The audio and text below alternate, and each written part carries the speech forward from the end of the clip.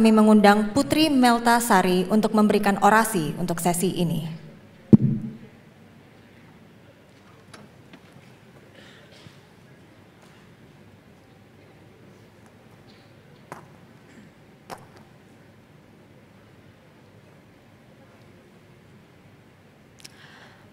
Assalamualaikum warahmatullahi wabarakatuh.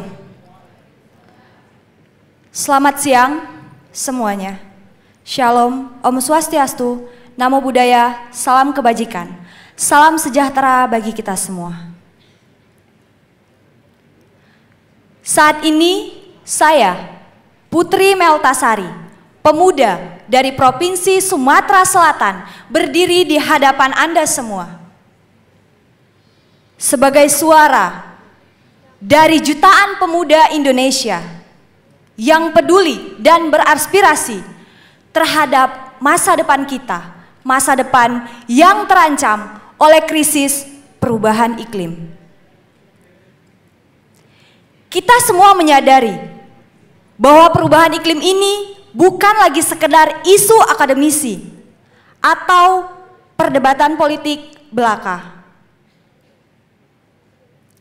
Ini adalah kenyataan pahit yang kita hadapi setiap hari, yang menuntut tindakan nyata dan segera dari kita semua, terutama para pemimpin bangsa.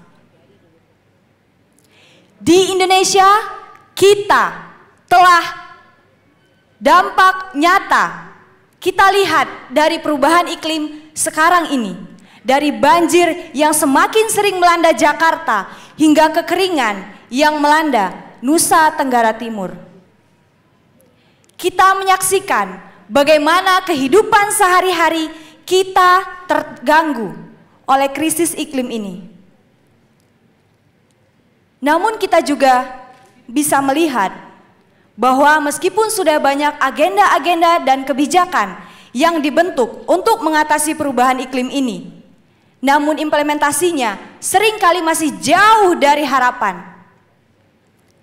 Di tingkat global, komitmen terhadap perjanjian Paris seringkali dirasa masih kurang memadai. Sementara emisi gas rumah kaca terus meningkat. Pemuda-pemudi di seluruh Indonesia merasa bahwa kita tidak melakukan cukup banyak untuk mengatasi kemana arah krisis iklim ini. Sebagai generasi muda Indonesia, kami memiliki harapan besar terhadap masa depan agenda iklim di Indonesia. Kami berharap untuk melihat negara kita menjadi negara yang memimpin transisi ke energi terbarukan, mengurangi emisi karbon secara signifikan.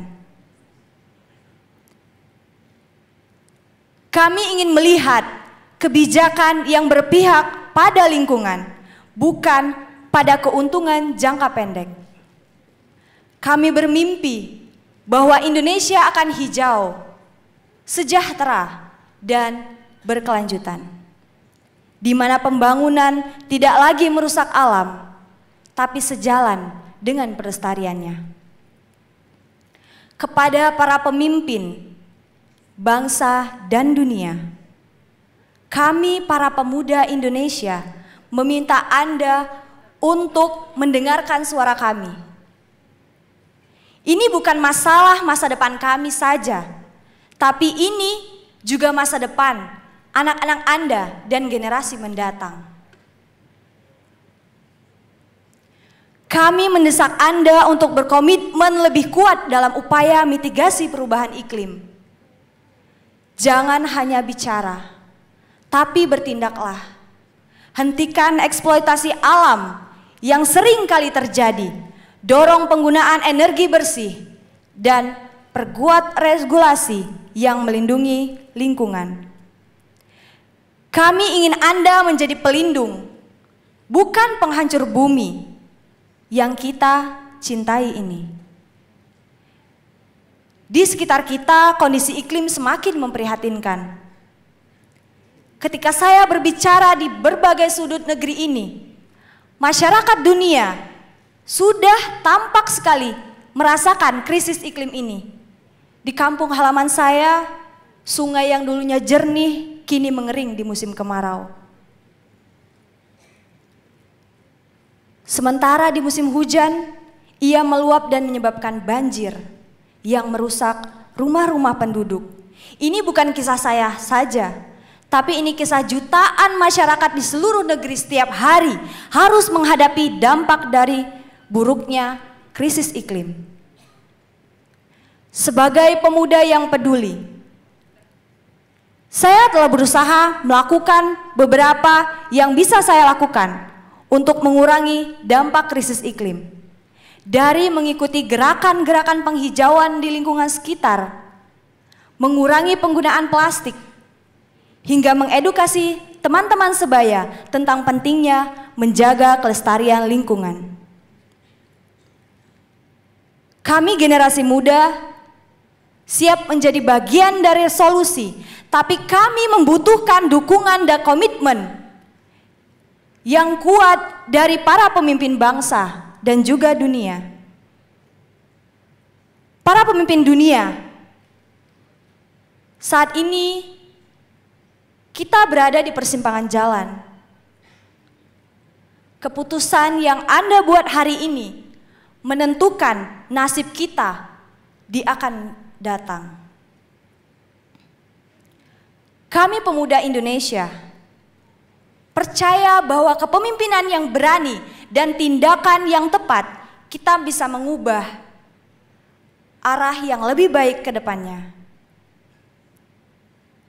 Ini bukan panggilan hanya untuk saya, tapi juga untuk kita semua, untuk bertindak sekarang, untuk kami, untuk bumi, dan untuk generasi yang akan datang. Terima kasih.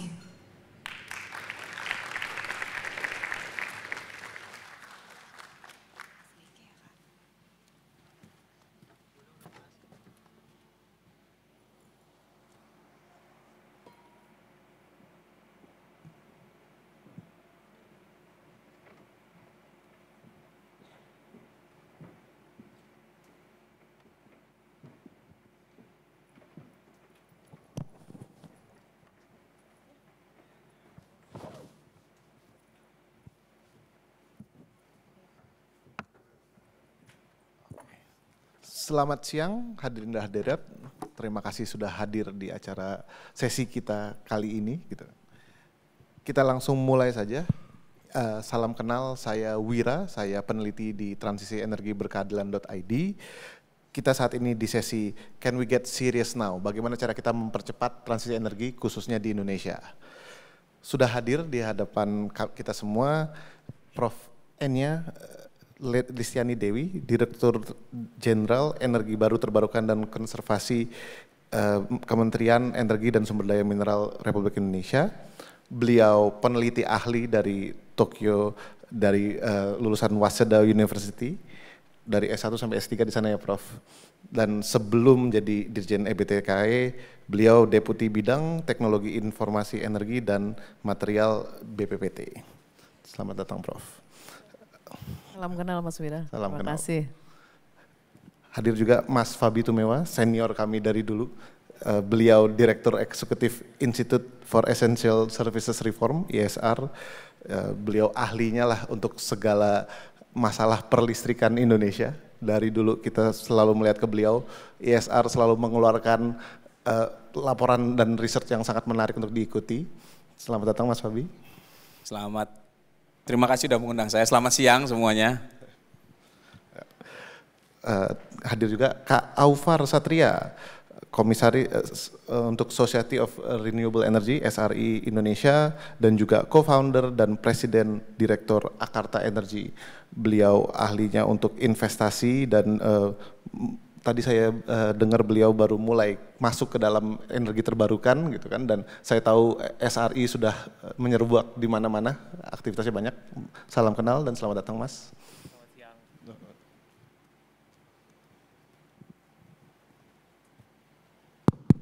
Ya, selamat siang Mas Wira. Terima kasih. Hadir juga Kak Pamela Simamora, pendiri komunitas startup teknologi energi bersih Beliau kita juga kenal lama dulu, Yasar juga. Dan beliau saat ini leading untuk komunitas startup teknologi energi bersih dan juga pernah bekerja untuk Deloitte Consulting Southeast Asia. Selamat siang, selamat datang Mbak.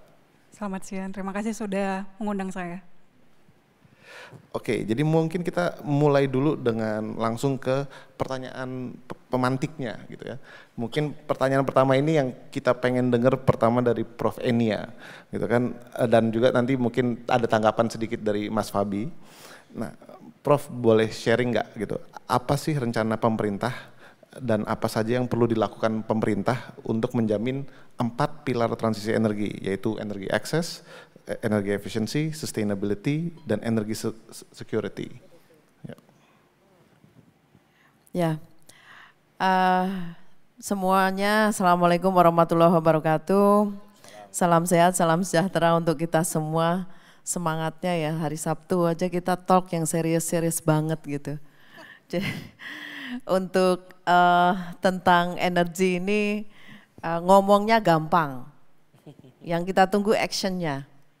Teriaknya gampang, yang kita tunggu investasinya. Jadi tadi disebutkan 4 pilar, memang kita harus memikirkan secara kompleks ya. Jadi tidak hanya satu pemikiran saja bahwa kita butuh renewable energy untuk menurunkan emisi, tetapi kita harus action. Dan upaya kita untuk melihat kondisi yang sekarang ini sudah sangat rawan gitu ya. Jadi tadi di intro juga sudah khawatir dengan semuanya.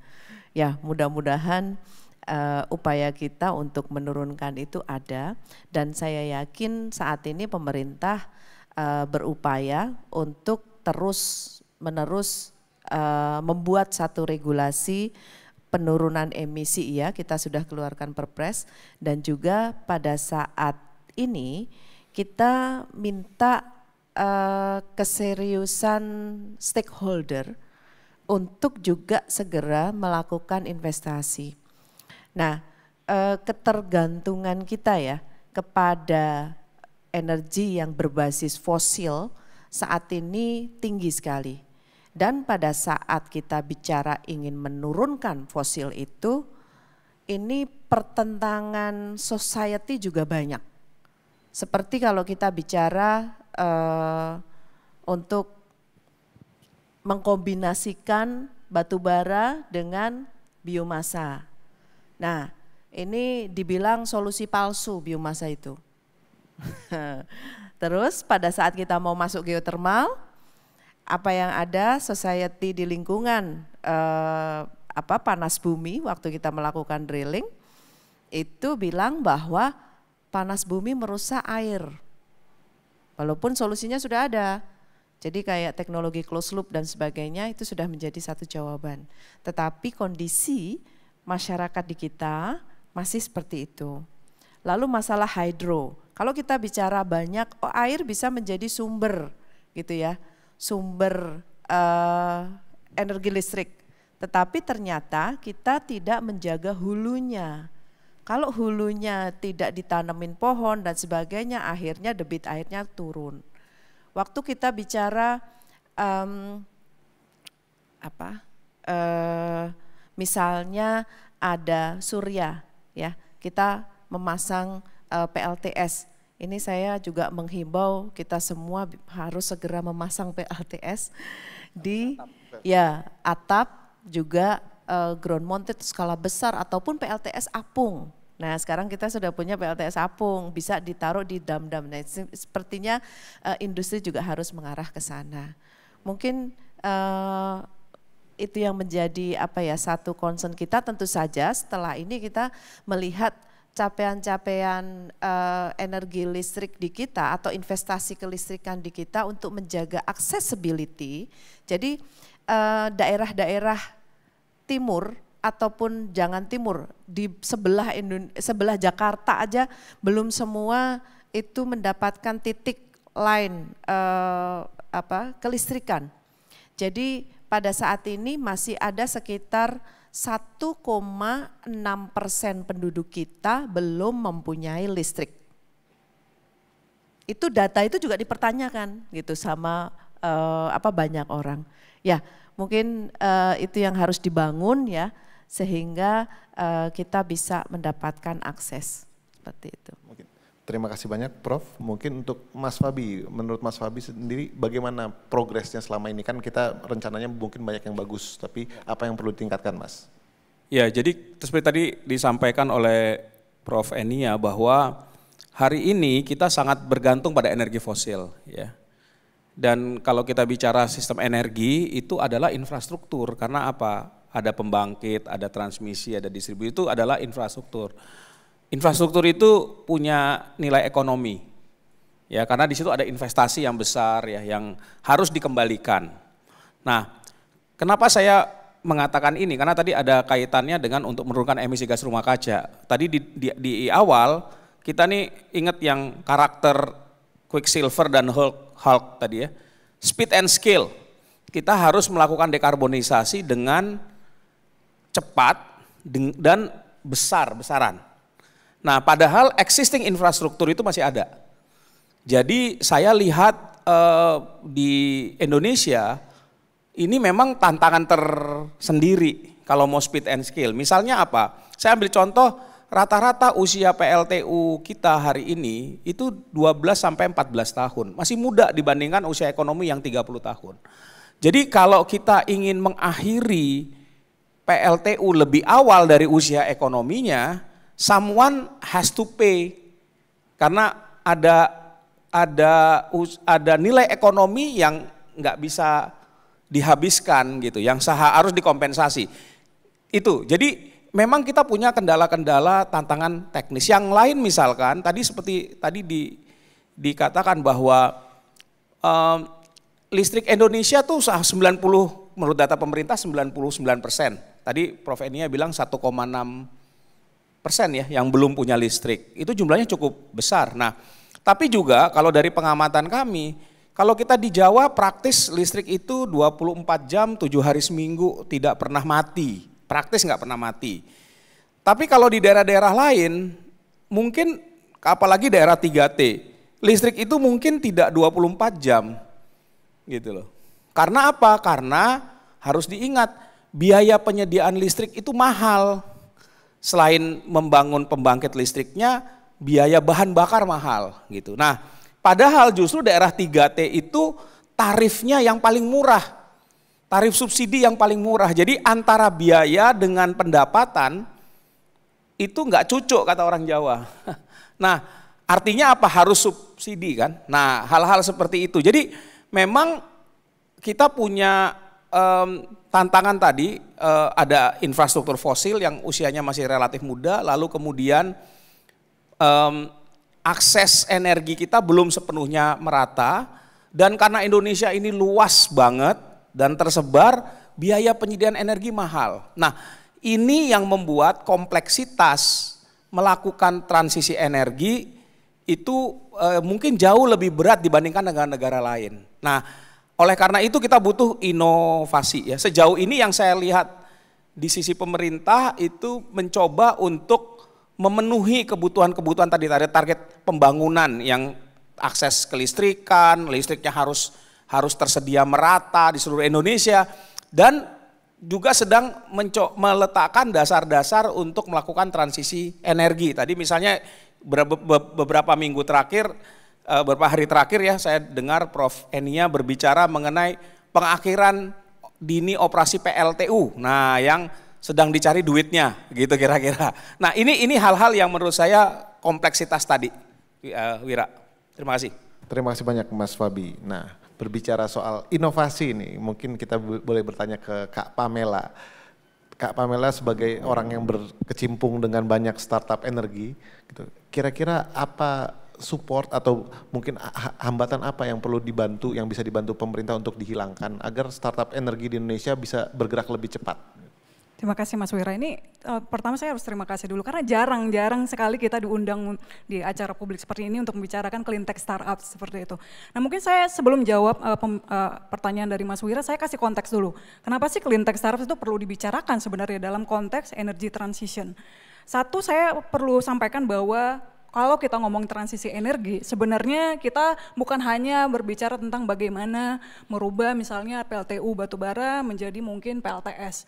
Tapi kita harus juga berpikir tentang apa nih peluang ekonominya, economic opportunity apa yang ada untuk Indonesia seperti itu. Salah satunya adalah untuk memajukan industri clean tech seperti itu. Ini kan emerging teknologi ya, yang mana masih baru seperti itu. Nah ketika kita ngomongin emerging teknologi itu tentu saja kita bisa berbicara tentang bagaimana ini biar industrinya bisa sustain di Indonesia gitu ya, in the long term. Kalau sekarang yang kami perhatikan itu pemerintah masih fokusnya bagaimana mendatangkan investor-investor asing gitu ya, meningkatkan FDI untuk misalnya invest di battery manufacturing seperti itu, untuk nikel smelter, which is fine. Tapi juga salah satu yang menjadi apa ya, yang agak mengganggu dari teman-teman clean tech startups ini adalah kurangnya perhatian pemerintah ya untuk teman-teman clean tech startups di Indonesia. Padahal sebenarnya kalau dari segi jumlah, itu jumlahnya semakin meningkat seperti itu dari tahun ke tahun. Dan kita bisa lihat juga bagaimana teman-teman startups ini juga membantu dari sisi bukan saja teknologi ya, inovasi teknologi, tapi juga bisnis model. Bisnis model yang bisa membuat penggunaan teknologi energi bersih di Indonesia itu semakin besar. Nah balik tadi ke pertanyaannya Mas Wira, apa aja hambatannya? Sebenarnya waktu saya kerja di New Energy Nexus, saya pernah mensurvey ya seperti itu ya, 50 clean tech startups di Indonesia. Kurang lebih barrier utamanya itu ada dua. Pertama investasi, kedua itu regulasi, seperti itu. Dan ini dikonfirmasi bukan saja hanya startup, tapi juga investors juga bilang hal yang sama dan juga inkubator, akselerators itu juga ngomong hal yang sama. Jadi untuk investasi sendiri karena teman-teman clean tech startups ini masih early stage ya seperti itu, mereka harus banyak melakukan R&D. Nah ini susah sekali seperti itu, Prof. Enia mungkin nanti bisa berkomentar sedikit ya. Susah sekali untuk mengakses R&D fund gitu ya. Padahal teman-teman mungkin saya perlu sampaikan bedanya clean tech startup sama digital startups. Kalau digital startups itu mungkin modal laptop saja bisa gitu jadi ya ada produknya gitu, coding gitu ya. Tapi kalau tech startup in general mereka harus mengembangkan teknologi. Nah pengembangan teknologi itu butuh bertahun-tahun bahkan mungkin lebih dari 10 tahun seperti itu dan dananya tidak sedikit. Nah oleh karena itu kalau Indonesia mau jadi negara maju ya, 2045 katanya. Nah ini harusnya tech startups ini harus mulai diperhatikan, termasuk salah satunya clean tech startups. Dan yang terakhir tadi barrier yang kedua yang cukup mengganggu juga adalah regulatory barrier. Dan ini kalau kita ngomong sama venture capital misalnya, itu mereka selalu bilang kita tuh bukannya tidak mau invest di clean tech startups, cuma regulasinya gimana dulu nih, sering diganti gitu, tidak ada certainty, seperti itu sih Mas Wira. Oke, terima kasih banyak Kak Pamela. Mungkin sekarang kita ngajar Kak Aufar untuk ngobrol-ngobrol juga. Nah, tadi kan kita udah ngebahas ada berbagai barriersnya, tapi dirimu juga jadi investor untuk tech startup dan mungkin kita juga nanti nanya ke Mas Fabi gitu. Tapi Kak Aufar dulu, Indonesia sendiri sebenarnya potensi sumber daya alam untuk energi terbarukan itu seberapa besar sih gitu? Kenapa dirimu mau jadi investor ke arah tech startup di bidang energi terbarukan? Terus selain sumber dayanya sebenarnya teknologi yang sudah tersedia dan atau yang paling cocok mungkin apa gitu kan? Dan yang terakhir, nah apa yang perlu dipersiapkan baik pemerintah maupun dari pebisnis gitu? Dirimu sebagai pelaku dan juga investor kan pasti sudah punya pengalaman. 4 menit Kak, silakan. Terima kasih Mas Wira. Wah pertanyaannya banyak banget nih buat saya. Tapi sebelumnya terima kasih sudah diundang, terhormat juga sudah diundang bareng senior-senior saya juga, Prof. Enia, Pak Fabi, juga Mbak Pamela. Menjawab pertanyaan Mas Wira tadi, kalau saya rasa berbicara mengenai potensi sudah bisa tidak dipungkiri lagi lah. Potensi renewable energy Indonesia itu sangat masif. Saya sering baca juga studi dari kementerian, dari researcher bahwa kurang lebih kalau nggak salah sekitar 3.686 gigawatt potensi renewable energy Indonesia. Kenapa? Karena memang kita dari segi iradiasi solar cukup baik, dari segi geothermal juga kita di ring of fire. Jadi kita punya kurang lebih 23 gigawatt potensi geothermal dan banyak teknologi lainnya yang mungkin saya nggak bisa sebutin satu-satu dan mungkin senior-senior saya lebih mengerti lagi mengenai ini. Tapi kalau kita lihat investasi di renewable ini agak stagnan ya. Jadi kalau nggak salah di Indonesia sendiri investasi itu 1.5 billion in the last 1 year, sementara di negara-negara tetangga ASEAN tuh 20 billion. Nah pertanyaannya kenapa? Dan ini merangkum juga dari panelis-panelis yang ada di sini. Kalau dari investor simple ngelihatnya adalah IRR dibanding dengan cost of financing. Jadi bagaimana cara kita menciptakan gap yang tinggi nih. Kalau IRR tinggi, cost of financing rendah, artinya orang mau invest. Tapi kalau IRR-nya kurang bagus dan cost of financing mahal, saya mending taruh uang saya di tempat lain. Gitu. Jadi bagaimana caranya pemerintah dan private sector menciptakan kondisi di mana IRR-nya itu bagus, tapi juga cost of financing-nya itu rendah. Gitu. Nah kalau IRR sendiri mungkin saya breakdown secara simpelnya kan returns ya. Dari segi pebisnis kita lihat returns, apakah bagus nih returns-nya di renewable energy. Nah, kalau lagi returns kita ngomong misalkan simple lah komponennya, revenue sama cost gitu ya. Kalau revenue tentu perlu ada mungkin improvement atau penyesuaian dari segi tarif, karena tarif salah satu komponen utama dalam returns gitu ya, tarif. Dan juga dari segi misalkan carbon credits, kalau ada kejelasan di situ mungkin akan menambah keekonomian dari project renewable energy. Kalau dari cost, simple misalkan local content requirement, itu juga sangat jadi lever utama dalam pembangkitan gitu ya. Dan juga dari segi misalkan research and development yang lebih mantap lagi sehingga cost bisa lebih turun. Jadi kalau IRR memang tugas bersama lah dari segi pemerintah dan juga private sector sama-sama kita tingkatkan IRR dari project-project renewables, tugas bersama. Kalau dari segi cost of financing tadi sebelum ini saya ngobrol sama Pak Fabi juga mengenai bagaimana kita menggandeng development banks. Jadi di dunia renewable ini dan dunia sustainability ini secara global kita sudah punya tujuan yang jelas mengarah ke net zero, di mana financing ini sebenarnya banyak. Uang ini sebenarnya banyak yang mau ditaruh ke project-project yang hijau. Bagaimana caranya Indonesia menggarap uang tersebut itu menjadi PR kita bersama. Jadi itu bisa menurunkan cost of financing dari mulai interest rate yang lebih rendah misalkan, atau kemudahan financing yang lebih rendah lagi. Saya rasa itu, dan terakhir dari segi potensi tadi ada pertanyaan juga, kalau saya lihat 3 ya potensi teknologi yang sangat baik yang mungkin bisa lebih dilihat lagi. Yang pertama yang sudah pasti itu solar plus baterai. Solar plus baterai ini one of the most perfect solutions karena dia menjawab yang namanya energy trilemma, affordability, sustainability, dan accessibility. Tadi Prof. Enia sempat mention. Solar plus baterai harganya sudah turun. Kita sendiri sebagai developer di Akarta Energi, kita mendevelop salah satu project solar plus baterai di daerah Kalimantan off grid ya. Kita menggantikan diesel yang mungkin biaya pembangkitannya sekitar 50-60 sen per kWh, kita bisa develop di 20-30 sen atau bahkan lebih rendah lagi. Jadi solar panel plus baterai ini menjawab energi trilemma dan saya rasa sudah siap. Nomor 2 saya rasa geothermal, dan nomor 3 saya rasa mungkin bisa dilihat nuklir untuk ke depannya. Saya rasa seperti itu Mas. Oke. Terima kasih banyak Kak Aufar. Nah untuk Mas Fabi ini ada tambahan jadinya, karena tadi udah disebut solar plus baterai udah lebih baik gitu kan, dan juga disarankan untuk kita semua masang rooftop solar. Saya sangat setuju, tapi kita tahu ada beberapa regulasi yang dan atau masukan gitu yang mungkin bertolak belakang yang bikin orang malah jadi malas gitu untuk masang gitu. Bisa berkomentar Kak Mas? Ya, untuk khususnya mengenai PLTS atap sebenarnya memang ada perubahan aturan ya, yang tadinya menggunakan net metering tapi kemudian aturan yang baru itu menggunakan kuota sistem. Tapi kalau kita lihat dengan aturan yang baru sebenarnya prospeknya lumayan, progresnya lumayan bagus. Sudah laku keras loh itu. Sudah ya, sudah hampir. Sudah tinggal sekarang 90 megawatt. Ya, jadi kuota tahun ini kurang. 900 mega itu sudah.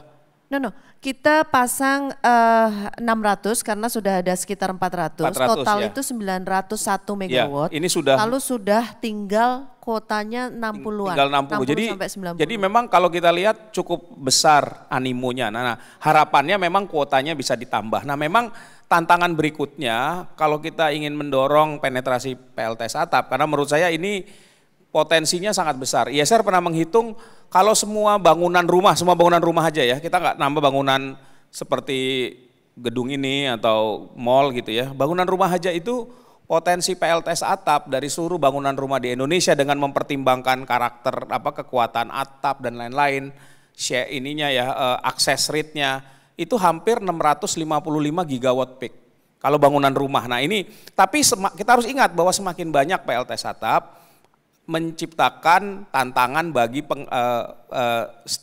stabilitas grid. Oleh karena itu next-nya itu sebenarnya adalah mendorong penetrasi energy storage system gitu ya. Nah, bisa dari mulai skala kecil sampai yang grid scale ya, energy storage system. Jadi ini memang yang mulai dibuka, dan apalagi kalau kita lihat harga baterai hari ini sebenarnya semakin turun.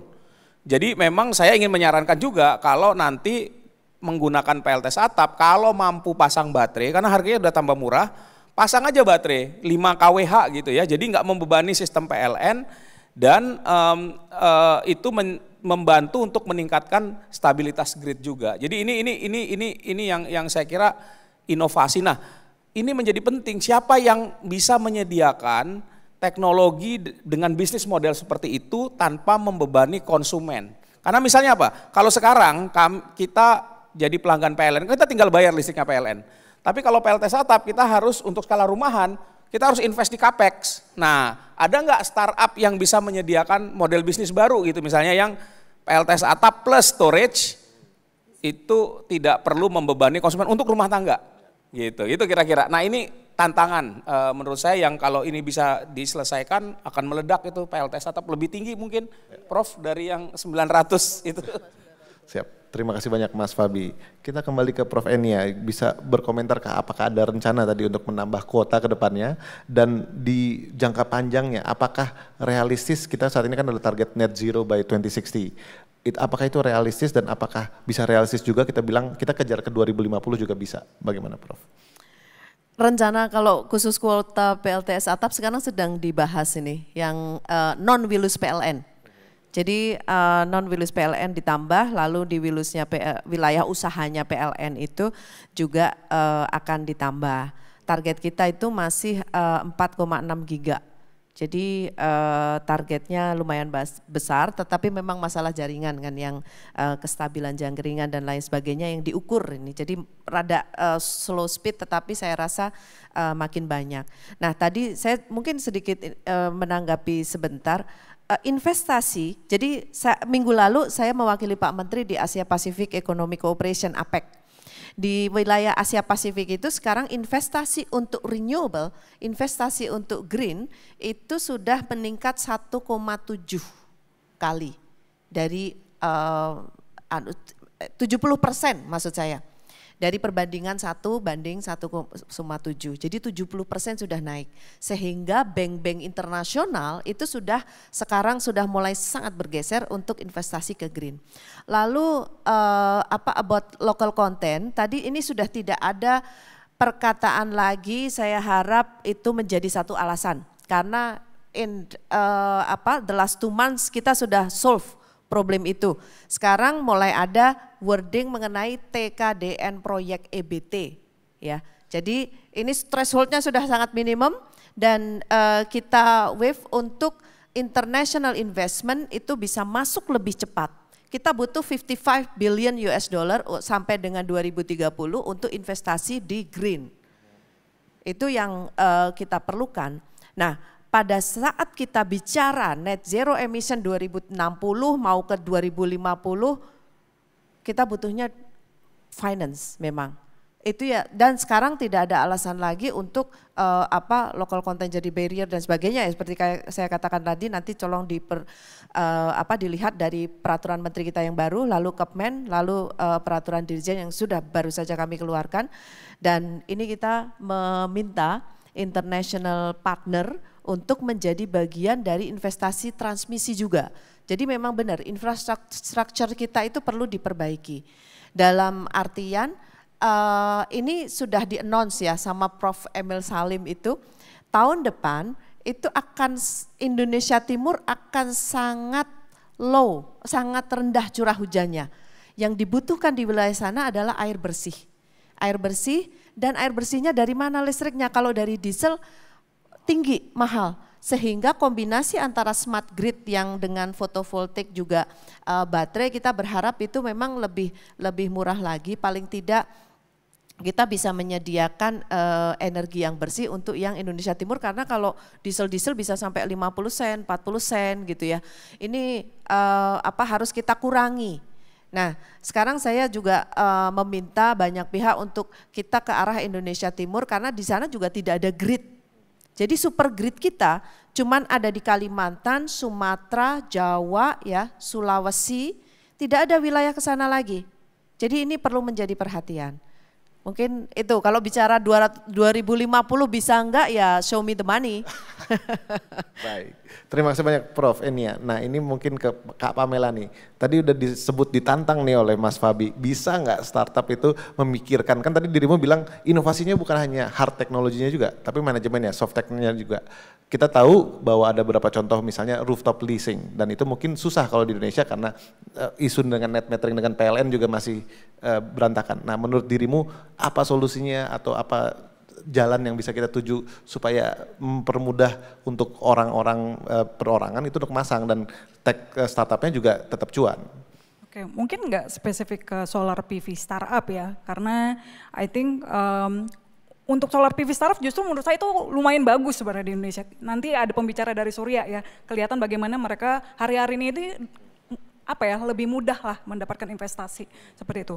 Saya mungkin lebih mau ngobrolnya startup in general ya Mas Wira. Jadi kalau ditanya apa sih yang bisa dilakukan sama pemerintah Indonesia, menurut saya itu satu saja sih sesuai dengan tema hari ini, keseriusan gitu. Jadi harus serius nih untuk membantu ekosistem ya clean tech startups di Indonesia. Kenapa? Karena ini pengalaman komunitas saya ya. Kalau mau audiensi dengan Kementerian SDM aja itu susah sekali Mas Wira gitu. Jadi kalau kita mau memberikan aspirasi itu kadang-kadang ya sulit gitu. Justru anehnya Kementerian Perindustrian yang lebih semangat gitu untuk mendengarkan keluh kesah kita. Nah menurut saya hal yang perlu dilakukan pemerintah adalah satu sih. Jadi energy policy itu, ini mungkin karena ada Prof. Enia juga di sini ya. Jadi mungkin energy policy itu harusnya ada alignment dengan industrial policy. Itu yang terjadi di negara-negara lain. Bagaimana energy policy itu aligns sama industrial policy seperti itu. Jadi kenapa itu dilakukan oleh negara-negara seperti China, Norwegia, US seperti itu, negara Eropa? Karena mereka melihat tadi seperti yang saya sampaikan sebelumnya, economic opportunity. Semua negara di dunia ini berlomba-lomba untuk menjadi mencapai net zero. Dan untuk mencapai net zero harus apa? Menggunakan teknologi. Nah oleh karena itu sebenarnya kalau pemerintah Indonesia serius, harusnya dipikirin bagaimana clean tech startups di Indonesia itu dikembangkan. Karena kita kan nggak mungkin hanya mengandalkan misalnya pabrikan dari Cina untuk buat pabrik di sini. Itu bukan homegrown technologies, itu bukan teknologi buatan Indonesia. Suatu saat mereka bisa pindah ke negara-negara lain, kita ditinggalkan, kita hanya jadi pasar. Menurut saya kita harus mulai memikirkan bagaimana ada Tesla yang berasal dari Indonesia, ada BYD yang berasal dari Indonesia, ada Jinko Solar yang berasal dari Indonesia. Dan semua nama-nama tadi yang saya sebutkan itu awalnya adalah startup. Tapi mereka diberikan bantuan, insentif dari pemerintah secara serius ya. Dari kementeriannya memberikan R&D fund seperti itu sehingga bisa dikembangkan. Nah ini saya menantang mungkin ya, bagaimana pemerintah bisa nih mulai memikirkan. Kalau kita berbicara hari ini misalnya Mas Wira, ini I think penting juga saya sampaikan karena Indonesia, saya baru lihat datanya kemarin dari CNBC, sudah mengalami namanya deindustrialisasi dini. Hari-hari ini kita sering dengar bagaimana industri tekstil PHK habis-habisan seperti itu ya. Pengangguran makin banyak. Nah mungkin salah satu caranya gitu ya untuk mengatasi ini adalah bagaimana mengembangkan industri baru. Salah satunya industri teknologi energi bersih seperti itu. Karena tadi demand-nya makin tinggi, baik demand di dalam negeri karena kita mau net zero juga, dan juga demand internasional seperti itu. Itu yang belum ada sampai saat ini ya, keseriusan untuk melihat hey ini ekosistem startup teknologi energi bersih itu harus diperhatikan. Nah sayangnya tadi belum ada keseriusan. Bahkan yang menarik menurut saya adalah karena Menteri SDM kita baru diganti, hal pertama yang disampaikan ketika hari pertama oleh Pak Bahlil itu justru bagaimana kita meningkatkan lifting oil and gas. menurut saya itu pemikiran lama yang harusnya nggak disampaikan lagi gitu oleh seseorang setingkat menteri ya, mohon maaf gitu. Menurut saya harusnya bagaimana ya, kita meningkatkan clean tech startup di Indonesia, harusnya seperti itu. Terima kasih. Terima kasih banyak Kak Pamela, keren banget emang nih, tolong satu round of applause.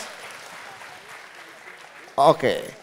Kita terakhir ke Kak Aufar sebelum kita Q&A, mungkin minta ganti topinya untuk SRI. Tadi Mbak Pamela udah bilang kita ada deindustrialisasi dini. Nah, pemuda ini kan juga banyak yang mulai masuk ke startup teknologi gitu kan, startup teknologi energi terbarukan, dan juga ini menyangkut pekerjaan di masa depan gitu kan. Menurut Mas Aufar sebagai yang sering ketemu dengan teman-teman SRI gitu, sebaiknya strategi pemuda bagaimana sih ke depannya untuk menyikapi ini buat diri sendiri, buat bangsa juga? Terima kasih Mas. Tadi saya juga mau apresiasi juga tadi lokal konten, memang itu sangat membantu juga untuk investor dan sudah clear gitu ya. Jadi itu sudah clear dan saya setuju juga tadi dengan pandangan dari Mbak Pamela bahwa memang kuncinya juga industrialisasi di green sector ini, dan ini nyambung juga ke pertanyaan Mas Wira barusan. Karena kalau kita hanya impor teknologi, kita hanya itu, GDP kita diambil oleh negara lain sehingga kita tidak bisa menikmati transisi energi ini, hanya menjadi beban buat negara kita, tapi kita tidak bisa menikmati economic benefit dari energi transisi ini. Makanya pengembangan industri atau value chain dari renewable energy ini, dari mulai ke hulu bahkan ke manufaktur panel surya, manufaktur baterai, itu sangat penting. Dan itu memang perlu digenjot lagi oleh ekosistem kita. Dan balik lagi ke teknologi dan manpower ini, manusia. Kalau kita punya natural resources, kita punya regulasi semua segala macam, tapi manusianya belum siap, itu juga tidak bisa kita kerjakan apa-apa. Jadi yang saya mau tekankan di sini adalah mempersiapkan manusia, itu sangat penting juga, dan itu harus dimulai dari generasi yang muda. Dan saya rasa yang paling penting adalah bagaimana kita bisa menciptakan supply dari green capabilities untuk kita bangun industri, untuk kita genjot renewable energy mulai dari early gitu ya. Saya lihat mungkin ada 3 ya yang bisa membantu ini. Yang pertama yang saya lihat dari SRE juga, pertama harus ada kolaborasi dari private sector sama public sector dari segi research and development. Tadi penting sekali, mungkin bisa ada lebih banyak insentif untuk melakukan research and development. Dari mulai contohnya misalkan di negara lain saya lihat ada double tax deduction mechanism, di mana kalau ada satu private sector yang mengimplementasikan research and development di teknologi bersih mendapat tax incentive misalkan. Itu bisa membantu pengembangan research and development di teknologi bersih.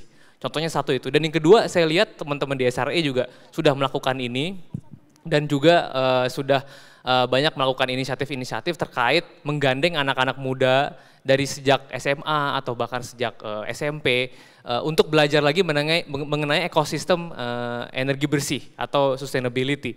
Kita akan meluncurkan juga buku Climate Action 101 for Newbies ya, kolaborasi dengan The Habibie Center untuk memperkenalkan dunia sustainability ini ke anak-anak muda sehingga lebih semangat lagi masuk ke dalam ekosistem green technology. Dan yang terakhir ya memang kita perlu memviralkan lah sustainability ini dengan event-event seperti ini. Saya apresiasi sekali FPCI sudah mengadakan event-event seperti ini, jadi teman-teman semua juga lebih semangat lagi berkontribusi ke ekosistem sustainability, dan saya rasa melihat dari antusiasmenya sangat luar biasa. Terima kasih. Terima kasih banyak Kak Aufar. Oke, terima kasih semua panelis kita. Ini pertanyaan romantik, tenang juga, jangan kabur dulu. Sedikit, oh, silakan. sedikit. Tax deduction 300% itu sudah ada di Peraturan Menteri Keuangan nomor 153. Jadi research and development untuk renewable energy whatever it is, itu bisa dilakukan industri, lalu mengklaim dana investasi untuk risetnya bisa dilakukan dan bisa dikirim ke Kementerian Keuangan untuk mendapatkan deduction 300% dari investasinya. Jadi itu sudah lama ya, sudah ada, tetapi sering mungkin belum terinformasikan dengan baik dan sebagainya. Dan saya sangat sependapat dengan Pamela untuk manufacturing industry itu memang butuh sekali di Indonesia karena sekarang memang terjadi deindustrialisasi dan semua cuman bergerak ke jasa. Itu karakter dari SDM kita juga ada. Jadi tadi dua ini saya minta ke Kementerian Perindustrian karena surat saya juga sudah melayang, tetapi harus didorong memang. Dan tadi mungkin regulasi-regulasi yang membantu untuk itu memang harus ditambah. Saya sangat sepakat. Mungkin Mas Wira sedikit aja tadi nanggapin ya, karena disinggung R&D ya. Sebenarnya kita sudah ngobrol juga dengan Kementerian Kemendikbud ya, karena mereka yang biasanya menyalurkan R&D fund seperti itu. Nah, yang menarik adalah memang ada skema Prof. Eni ya, bagaimana startup-startup ini bisa melakukan R&D dengan universitas biasanya. Jadi harus join seperti itu. Nah, cuma yang menjadi masalah adalah startupnya dipalakin juga 50% harus chip in. Itu kan susah sekali ya. Gimana 50% harus chip in kemana? 50%, jadi misalnya let's say R&D-nya itu total nilai proyeknya 1 miliar. 50% ya which is 500 juta itu harus datang dari startup. Jadi combine. Co-funding. Seperti itu, co-funding seperti itu. Dan itu teman-teman startup itu pada mengeluh gitu ya sama kita gitu. Ini gimana sih orang kita aja ini empot-empotan gitu ya, kita nggak ada uang gitu, kita bootstrapping. Tapi malah ketika mau melakukan R&D, kita malah disuruh kontribusi juga, gimana gitu. Dan itu menurut saya itu pertanyaan-pertanyaan yang masih sampai hari ini itu belum bisa dijawab. Karena sekali lagi ketika kita mau menyampaikan aspirasi ke Kementerian Pendidikan, itu juga sama. Biasanya mereka sulit untuk dihubungi seperti itu. Itu Mbak Pamela, ini menarik sekali ya. Sorry tuh sih, kalau timingnya udah clicking terus ini. Yang masalah startup saya sepakat karena dulu ada konsep begini, Teknopark. Dulu 100 Teknopark kalau nggak salah ya di zaman kabinet yang sebelumnya itu sudah dilakukan, tetapi saya waktu itu mengusulkan ada bank di dalam Teknopark tersebut. Karena saya sudah jalan ke Taiwan, ke Korea, ke Jepang, melihat Teknopark itu dan termasuk ke China. Di situ 3 tahun didanai memang oleh pemerintah. Semua kalau mau pinjem ruangan, mau pinjem fasilitas riset dan sebagainya itu free for 3 years. Dan setelah itu kalau startup itu bergerak di lingkungan Teknopark itu mendapat tax-nya yang untuk impor dan sebagainya itu free. Nah ini memang belum ada. Jadi saya waktu itu berharap di Teknopark, program Teknopark saat itu karena saya juga membina beberapa Teknopark, ini masalah tax ya yang paling berat dan juga tadi sepakat untuk finance di riset waktu itu memang masih kecil sekali. Makanya saat itu kita keluarkan undang-undang Sisnas Iptek. Kalau ada inovasi yang sudah lahir dari startup kita, itu wajib hukumnya dibeli oleh pemerintah daerah dan pemerintah pusat. Jadi sekarang kalau Bapak Ibu mengeluarkan produk, klaim bahwa itu harus dibeli pemerintah pusat dan pemerintah daerah, hasil inovasinya. Itu pasal 36 dalam Undang-Undang nomor 11 tahun 2019. Nah ini juga nanti tolong bicara sama BRIN, karena harusnya BRIN udah sering Bu bicara sama BRIN. Okay. Nanti bisa panjang nih 2 jam Betul, lagi. bisa panjang sekali. Saya rasa mungkin terima kasih Ya. Prof. Enia, mungkin perlu kita cut dulu nih. Sekarang kita harus open Q&A dulu. Nanti kalau nggak ada yang nanya kita lanjutkan lagi.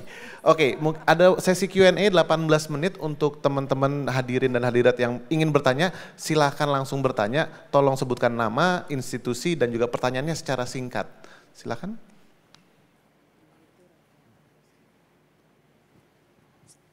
Silahkan satu yang di depan. Oke, itu mungkin bisa ngantri. Ada mic-nya sudah tersedia. Silahkan yang tertarik mungkin boleh ngantri bergantian. Tadi saya lihat masnya yang di depan. Oke.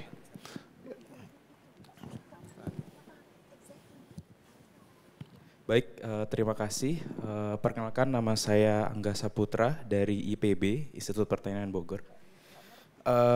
Izin bertanya kepada Prof. Enia terkait dengan mungkin lebih kebijakan ya, terkait dengan kebijakan. Tadi sangat menarik diskusinya ya mengenai tentang bagaimana renewable energy di Indonesia jika memang uncertainty terkait dengan policy dan juga dengan mungkin perlindungan investor di dalam tarif dan sebagainya seperti itu. Nah ini yang ingin saya tanyakan adalah bagaimana sih Bu ke depannya dari pemerintah gitu, dari Dirjen EBTKI sendiri untuk hadir dalam melindungi investor, karena salah satu sisi kebijakan yang saat ini mungkin ada mengenai tarif gitu kan, kadang yang terkait dengan investor itu kendalanya kurang cukup menarik gitu. Nah, bagaimana sih untuk kedepannya mengenai hal itu gitu? Karena satu sisi lain juga perlindungan lain mungkin dibutuhkan terkait di bidang sosialnya. Saat ini ada kita mungkin sudah mengetahui lah bersama di mana pengembangan terkait dengan geotermal itu banyak dilakukan penolakan oleh masyarakat sipil gitu. Nah itu bagaimana itu Bu ke depannya gitu? Apakah kita harus melakukan promosi untuk pengembangan geotermal ataupun yang lain sebagainya gitu? Karena ini sangat krusial. Tadi sebutkan bahwasanya oke sekarang solar panel sudah set up seperti itu. Nah kedepannya bisa ada geotermal, nuklir dan sebagainya. Dan salah satu potensi geotermal di Indonesia kan termasuk yang terbesar juga kan di dunia seperti itu. Terima kasih. Terima kasih Mas Putra. Oke silakan Prof. Langsung aja ya. Langsung aja saya rasa. Terima kasih. Ini atensi terhadap geotermal dalam fokus priority saya. Jadi sudah beberapa kali saya juga di demo di depan Cikini itu. Sampai ada asap-asap pink gitu, bagus sih gitu. Tapi itu demo untuk geotermal. Dan tadi saya pertama kan saya bilang bahwa social acceptance-nya itu masih perlu didorong untuk bisa diterima. Dan social engineering tentang hal ini itu kami ada program Patriot Energy yang berkolaborasi juga dengan internasional dan program ini sekarang kita taruh di JETP project. Jadi international funding-nya pun bisa masuk. Dan ini nanti akan di-announce ya oleh Satgasten tim JETP itu, Just Energy Transition Partnership. Nanti ada satu portal di mana kita bisa mengetahui investasi mana yang available. Terus di situ ada masalah sustainability ini, masalah project-project yang terkait dengan social engineering. Karena itu saya sangat penting dan saya minta para pemuda SRE termasuk dan para pemuda yang ada itu untuk mendorong sosialisasi atau pendidikan ke tempat-tempat yang terutama lokasi-lokasi termasuk geotermal, hydro dan yang lainnya. Karena potensi kita exactly 24 gigawatt sampai net zero itu harus dihabisin, harus dipakai. Karena kalau tidak hidronya juga segitu, windnya juga masih explore ya. Kalau PLTS juga lahannya juga terbatas, nanti itu pasti habis gitu. Sip, terima kasih nanti banyak Prof. Geotermal kita bicara lebih lanjut deh karena PR-nya banyak. Siap. Ya. Oke, terima kasih banyak Prof. Mungkin kita kasih kesempatan untuk yang di kiri. Oke, silakan Mas ini duluan kayaknya. Oh, ya silakan. Baik, terima kasih Pak Wira. Mungkin ini pertanyaannya kepada seluruh panelis ya. Jadi terkait dengan pembicaraan ini sebenarnya jadi topik penelitian saya. Kebetulan saya itu meneliti tentang development of marginal abatement cost Bu. Itu pernah diselenggarakan oleh Kementerian SDM Dirjen EB3E tahun 2021. Cuman hanya dilakukan di 4 provinsi. Di Riau, Jambi, Nusa Tenggara, sama Sulawesi. Nah menurut saya kenapa saya ngambil penelitian tersebut karena balik lagi kepada Bu Afamela dan Mas Aufar tadi, kalau potensi-potensi yang ada di seluruh Indonesia ini terhadap BBT harusnya itu lebih tergeneralisasi seperti Bu. Jadi lebih ketahuan di mananya misalnya kita punya energi terbarukan di mana potensi-potensinya lebih terpetakan seperti itu. Jadi mungkin saya juga dengan Pak Fabi kebetulan banyak mengambil informasi-informasi dari Outlook Energi Pak, dari ISR. Jadi nah mungkin karena penelitian saya tersebut tentang marginal abatement cost, jadi intinya nanti saya tuh ingin melihat bagaimana prioritas dari sektor-sektor yang menghasilkan atau bisa mereduksi emisi lebih besar gitu Bu. Jadi berapa biaya yang diperlukan untuk mereduksi emisi dari masing-masing sektor. Mungkin itu saja dari saya, ingin hanya menyampaikan hal tersebut. Mungkin kalau Ibu bicara dari peneliti, mungkin saya salah satunya nanti Bu yang bisa untuk mewujudkan hal tersebut. Terima kasih. Terima kasih banyak Mas. Saya akan serahkan ke Mas Fabi dulu, karena mungkin Mas Fabi yang paling ahli, nanti mungkin teman-teman yang lain mau berkomentar singkat silahkan. Saya mau mulai dengan begini, karena tadi kita bicara Indonesia kan punya potensi energi terbarukan besar sekali. Ya, ada potensi energi terbarukan, karena dia potensi energi terbarukan, dia tuh tersebar. Ya, kalau kita bicara potensi energi terbarukan itu jangan dia ada di banyak lokasi, ya terpencil sebagian besar.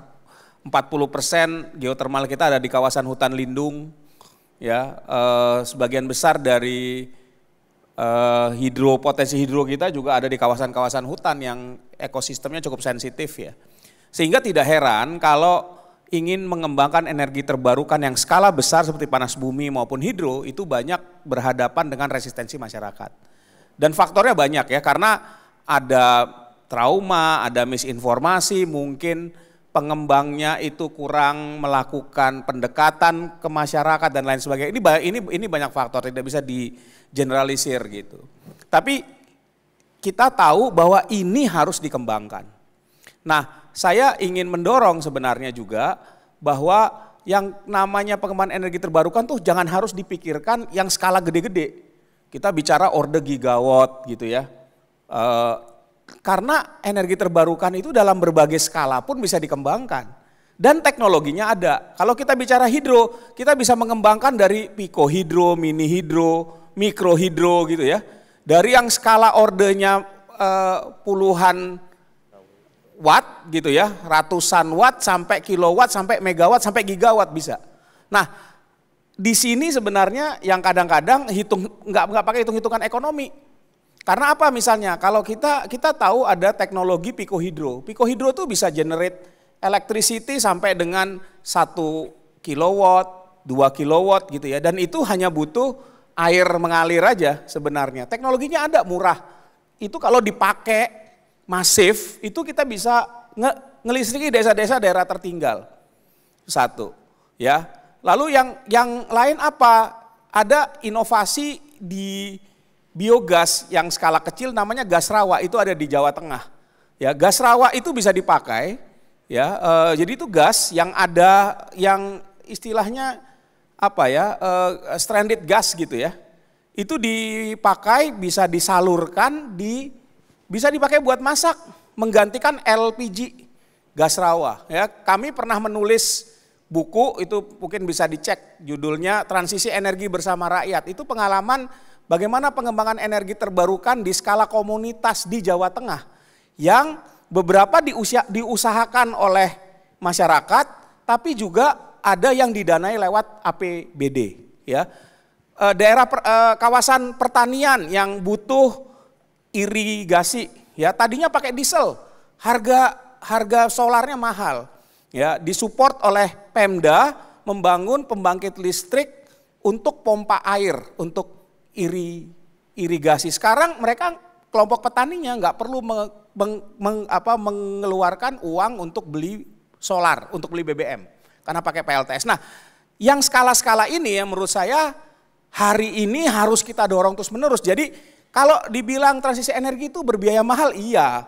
Tapi kita seringkali berbicara investasi yang gede-gede. Sementara kalau saya selalu bilang gini, transisi energi, upaya untuk mengatasi perubahan iklim itu bisa dilakukan secara gotong royong. Kalau setiap masyarakat komunitas memanfaatkan potensi sumber daya energi terbarukan yang ada di daerahnya. Kalau saya tinggal di Jakarta punya rumahnya saya pasangin PLTS atap pakai baterai gitu ya. Tapi kalau yang ada di desa, di situ ada pikohidro, mini hidro atau mikro hidro bisa dikembangkan. Di daerah lain ada potensi untuk biomasa, pakai gasifikasi biomasa skala kecil juga ada gitu, yang bisa dipakai baik untuk listrik maupun untuk panas. Nah, kalau ini dilakukan gerakan masif se-Indonesia, Pemdanya diberdayakan bisa menggunakan APBD mereka, itu saya yakin transisi energinya cepat dan tidak mahal. Dan less resistant dari masyarakat, karena tadi bukan proyek-proyek besar yang didahulukan, tapi community base yang berbiaya murah dengan risiko rendah. Nah, di sini nggak ada hitung-hitungan tadi berapa returnnya, karena masyarakat ya kalau kita pergi ke desa-desa, masyarakat bisa dapat listrik 24 jam itu udah puji Tuhan, alhamdulillah, gitu loh. Karena di sana susah dapat listrik yang stabil itu, boro-boro mau nge-zoom pakai internet, uang listriknya aja biarpet gitu ya, nggak konstan apalagi ya. Nah, jadi memang kadang-kadang returnnya itu dalam bentuk lain. Nah, kalau ini kita bisa wujudkan, saya rasa transisi energi di Indonesia bisa lebih cepat. Terima kasih banyak Mas. Jadi ini kayaknya kita nggak bisa hanya ngomong private and public partnership, harus private, public and people partnership.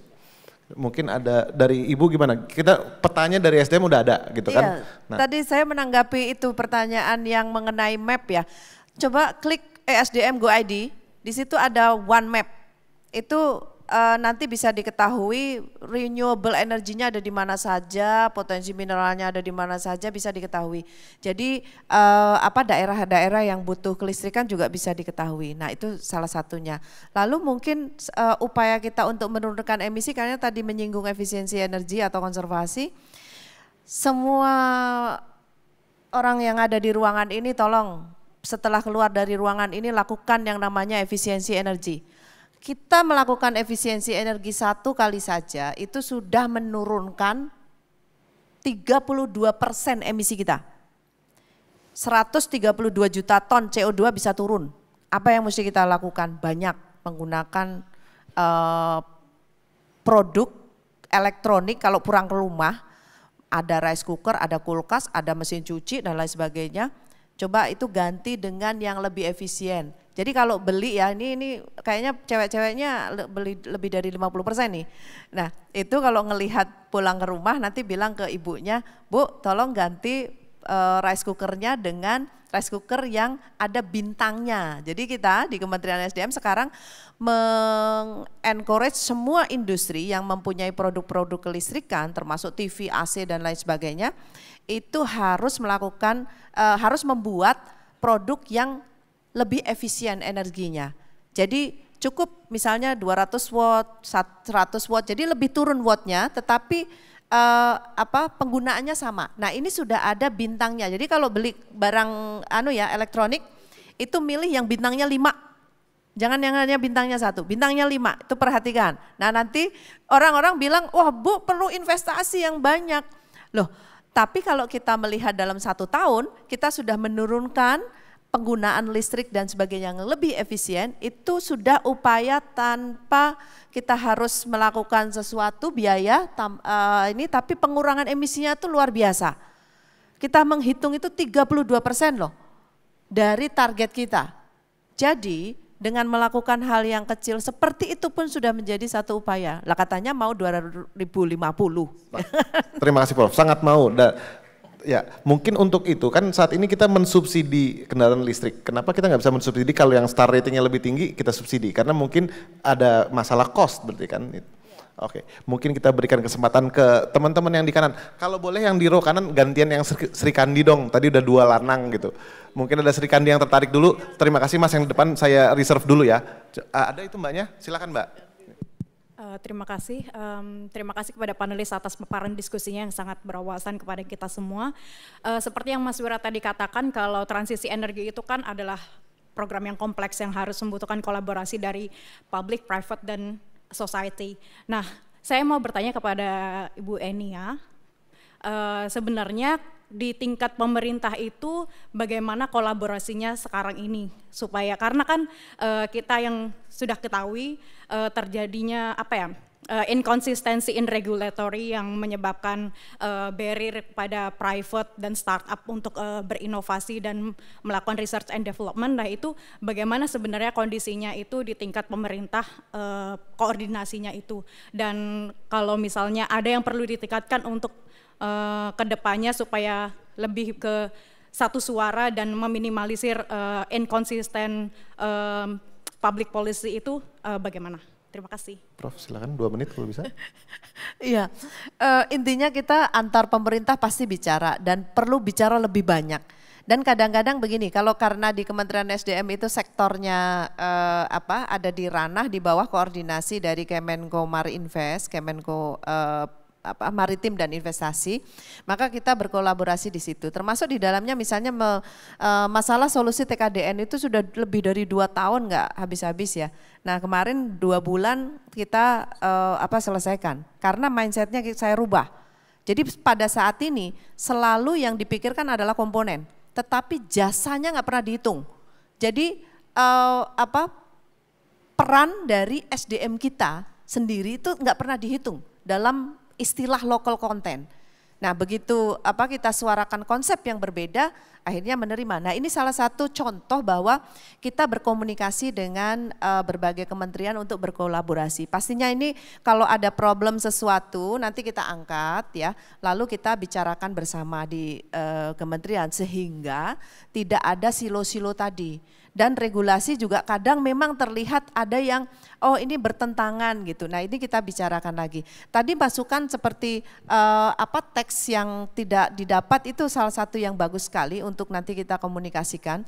Walaupun sebetulnya itu tugas di kementerian yang lain, tetapi nggak apa-apa, saya juga asalnya dari periset soalnya. Jadi nanti kita kolaborasikan. Nah isu-isu yang tentang investasi juga, investasi ini masalah karena ada program JETP yang dari international funding, lalu ada AZEC sistem, lalu ada IPEF, jadi programnya tuh banyak banget sekarang. Nah ini kita komunikasi dengan Kementerian Keuangan juga sangat intens dan pastinya policy policy frameworknya itu kita ciptakan ya, karena begitu kita misalnya mengeluarkan peraturan menteri itu juga harus terhubung dengan berbagai kementerian. Nah ini yang mungkin kita perlu kuatkan dan lihat agar konsistensi dari regulasi ini bisa terjaga. Terima kasih banyak Prof. Waktu kita sudah sangat tipis sekali dan saya rasa kita perlu memberikan kesempatan untuk closing statement aja, mungkin yang singkat aja. Iya, maafkan ya, ini kita waktunya tinggal 2 menit, kita mau ngasih closing statement. Karena banyak sekali yang harus dibahas gitu kan, ada R&D, ada investasi. Saya udah diingetin sama itu, kalau enggak kita molor terus ke sesi selanjutnya. Mungkin dari Kak Aufar deh, tadi udah banyak hal yang kelihatannya bisa dikulik dari Kak Aufar sendiri, mungkin sebagai investor, sebagai pebisnis dan juga sebagai komisaris di SRI. Rencana kedepannya apa? Insight apa yang didapatkan hari ini?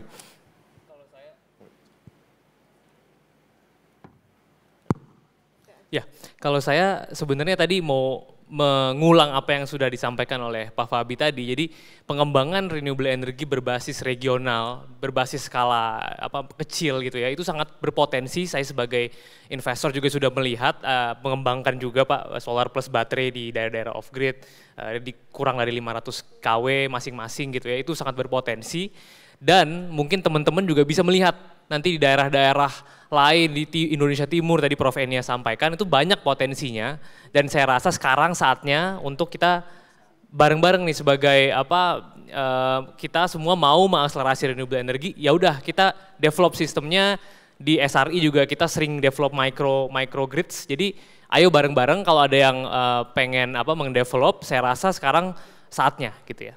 Terima kasih banyak Kak Aufar. Untuk Kak Pamela, mungkin nggak kita membundling tadi hal-hal yang lebih kecil itu supaya menarik, mungkin ada insight nggak dari selama ini interface dengan impact investors bagaimana? Kan kadang-kadang nggak semuanya ngeliat bottom line, ada juga impact investors. Mungkin nggak bundling seperti itu, adakah funds-funds lain yang bisa kita kulik Kak?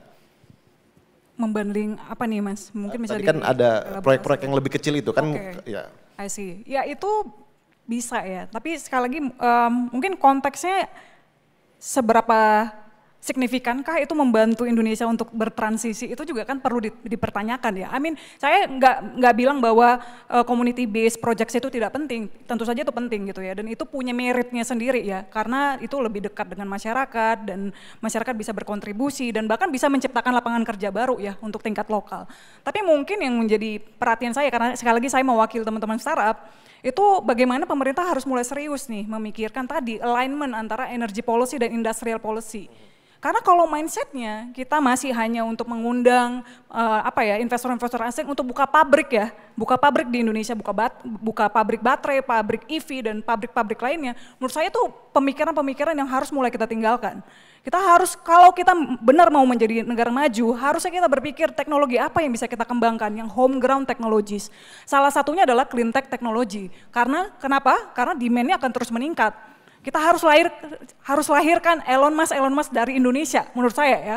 Jadi kalau di luar biasanya disebutkan data is the new oil, saya argue clean energy is the new oil. Jadi harus diperhatikan dengan serius. Mantap sekali. Terima kasih Kak Pamela. Mungkin untuk Mas Fabi, 1 kalimat terakhir aja Mas.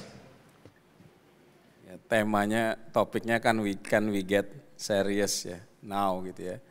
Ya saya bilang the time is now. We don't have luxuries untuk menunda-nunda transisi energi, dan transisi energi itu harus dilakukan secara bersamaan. Apapun potensi yang kita miliki, kalau kita melakukan transisi energi artinya pengembangan semua energi terbarukan itu harus dilakukan dalam berbagai skala oleh berbagai pihak. Jangan hanya menunggu pemerintah, PLN, tapi kita juga bisa. Hal yang tadi secara sederhana melakukan konservasi energi, efisiensi energi, matikan lampu, ya memilih barang yang hemat energi, menggunakan energi terbarukan, that's something that we can do, let's do it. Gitu. Terima kasih banyak Mas. Untuk Prof Enia, satu kalimat terakhir Prof. Decarbonization is a must. Jadi kalau nanti pergi keluar dari ruangan ini pakai public transportation, jangan pakai bensin ya.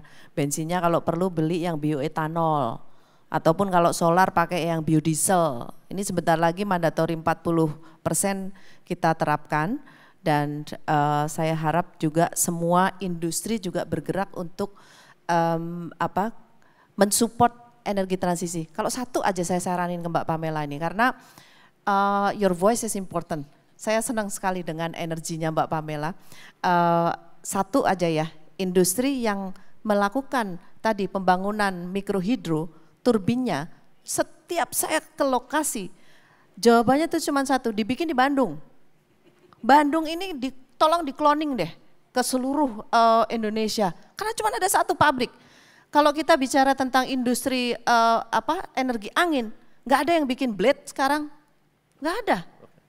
Nah ini motor listrik juga perlu, industri kita harus tumbuh. Terima kasih banyak Prof. Tolong round of applause untuk para panelis kami.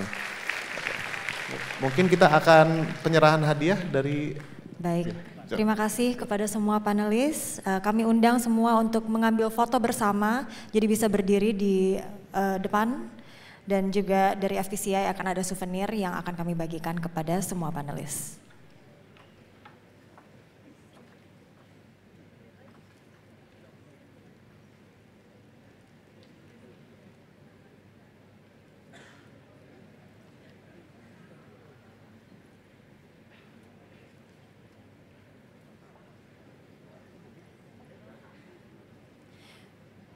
Baik, kita mulai sesi foto bersamanya.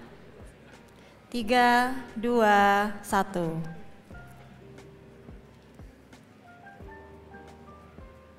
Mungkin sekali lagi. Ya. 3, 2, 1. Terima kasih kepada semua panelis. Mari kita berikan tepuk tangannya. Terima kasih hadirin sekalian, sesi berikutnya Walking the Talk. Siapa negara-negara yang paling juara melakukan aksi melawan perubahan iklim akan dimulai pukul 14.15 atau jam 2.15. Bagi teman-teman yang ingin bergabung sesi ini dapat stay di dalam ballroom. Terima kasih.